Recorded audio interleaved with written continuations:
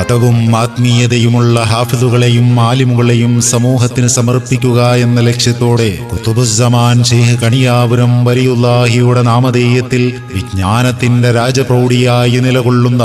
ഓച്ചിറ കാപ്പിൽ കേന്ദ്രമായി പ്രവർത്തിച്ചുകൊണ്ടിരിക്കുന്ന മൗലദ്ദവീല അക്കാഡമിയിൽ CM വലിയുല്ലാഹി ആണ്ടുനേർച്ച 2025 May 10, 11 ശനി ഞായർ ദിവസങ്ങളിൽ കാപ്പിൽ മൗലദ്ദവീല അക്കാഡമിയിൽ പ്രൗഢമാകുമ്പോൾ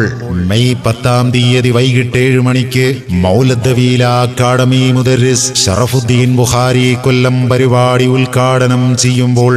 വചനവസന്തങ്ങളുടെ അണമുറിയാത്ത മാരിവിൽ തീർത്ത് അൽ-ഉസ്താദ് അലി ബാക്കവി ആറ്റുപുറം മതവൈജ്ഞാനിക സദസ്സിന് നേതൃത്വം നൽകുന്നു. മെയ് 11-ാം തീയതി ഞായറാഴ്ച